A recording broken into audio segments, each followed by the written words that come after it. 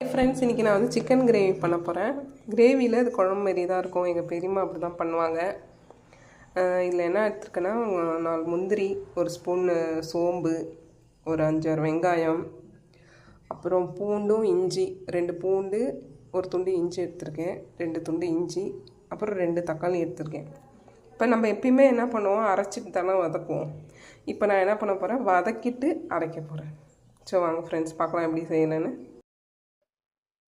கடாய் நல்லா சூடானதும் ஒரு 4 ஸ்பூன் நம்ம எண்ணெய் ஊற்றிக்கலாம் ஃப்ரெண்ட்ஸ். சும்மா வதக்கிறதுக்கு மட்டும்தான்.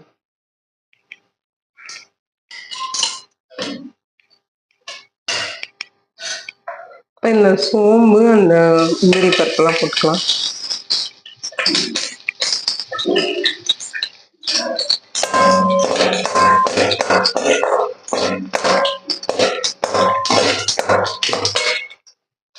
இப்போ இந்த இஞ்சி பூண்டை போட்டுக்கலாம்.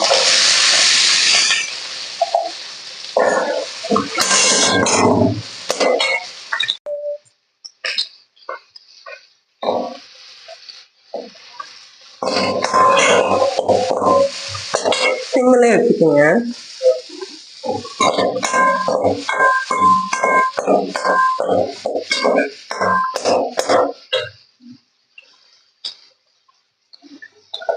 அடுத்தது வெங்காயம் போட்டுக்கலாம் ஃப்ரெண்ட்ஸ்.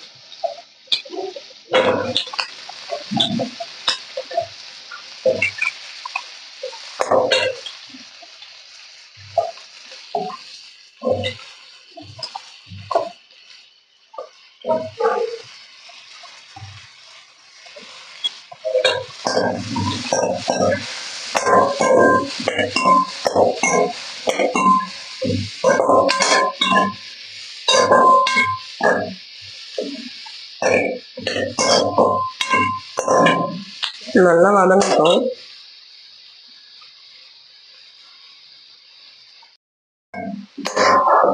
ஆனியன் நல்லா வதங்கினோடனே நம்ம அடுத்தது தக்காளி போட்டுக்கலாம்.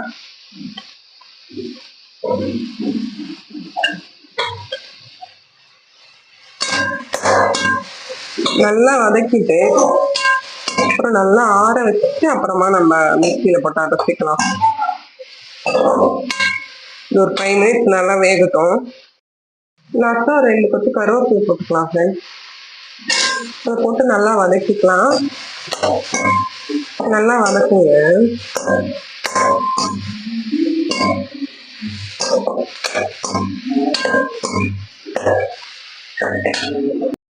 பாருங்க ஃப்ரெண்ட்ஸ், வெங்காய தக்காளிலாம் நல்லா வதங்கிடுச்சு. இப்போ நம்ம ஸ்டவ் ஆஃப் பண்ணிட்டு இதை வந்து ஒரு பிளேட்ல டிரான்ஸ்ஃபர் பண்ணிக்கலாம். நல்லா ஆற வைக்கணும். ஒரு பிளேட்ல மாற்றியாச்சு. இப்போ நல்லா ஆறட்டும். அதுக்குள்ளே நான் சிக்கனை வாஷ் பண்ணிட்டு வந்துடுறேன் ஃப்ரெண்ட்ஸ். இது நல்லா ஆறிடுச்சு. இப்போ நம்ம இதை மிக்சி ஜாரில் மாற்றியாச்சு. இப்போ நம்ம இதை கொஞ்சம் கொத்தங்குறப்ப அரைச்சிக்கலாம் ஃப்ரெண்ட்ஸ். நான் இந்த அளவுக்கு அரைச்சிருக்கேன். நெக்ஸ்ட் நம்ம கடாய் வச்சிடலாம் அடுப்பில். ஃப்ரெண்ட்ஸ், கடாய் சூடானதும் நம்ம எண்ணெய் ஊற்றிக்கலாம். சிக்கன்னால கொஞ்சம் எண்ணெய் கூட ஊற்றுறேன், சிக்கன் குழம்புனால. இப்போ நான் ஒன்றும் சேர்க்கல. 2 பட்டை, 2 பிரிஞ்சி இலை, 2 லவங்கம், அது மட்டும் தான் சேர்த்துருக்கேன். வேற ஒன்றும் போட மாட்டேன். இதனால எண்ணெய் சூடானோன்னு இது போட்டுக்கலாம்.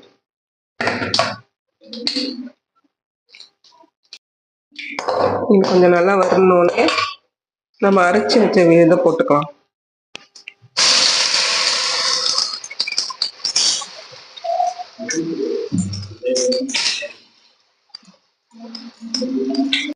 அரைச்சி வச்ச இது போட்டாச்சு ஃப்ரெண்ட்ஸ். இதை நல்லா வதக்கிக்கலாம். கொஞ்சம் வதங்கினாலும் உப்பு மஞ்சள் தூள் போட்டுக்கலாம் ஃப்ரெண்ட்ஸ். நான் வந்து கல் உப்பு தான் யூஸ் பண்ணுவேன். எனக்கு பவுடர் சால்ட்டு வந்து எனக்கு அளவு தெரியாது. அதனால கல் உப்பு தான் குழம்புக்கெல்லாம் யூஸ் பண்ணுவேன். ஒரு 1/4 டீஸ்பூன் மஞ்சள் தூள் போட்டுக்கலாம். போட்டுட்டு நல்லா வதக்கிக்கலாம்.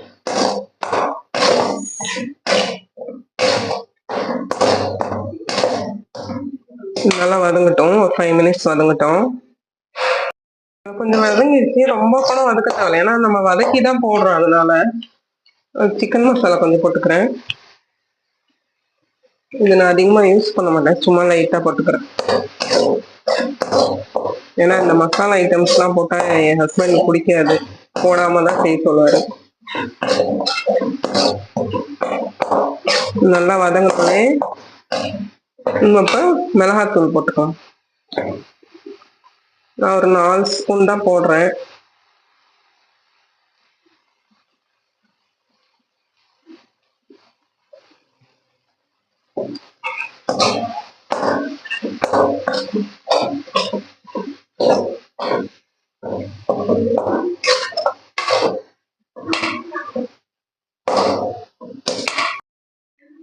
நல்லா மிளகாத்தூள் வாசனை போட்டோன்னே நம்ம சிக்கன் எடுத்து போட்டுக்கலாம் ஃப்ரெண்ட்ஸ்.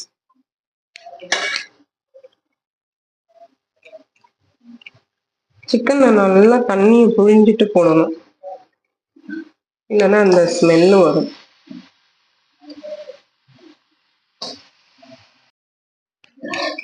பாருங்க ஃப்ரெண்ட்ஸ், சிக்கன்ல மசாலா நல்லா கலந்ததும் நம்ம வந்து தண்ணி ஊற்றிக்கலாம். தேவையான அளவு தண்ணி ஊற்றிக்கலாம்.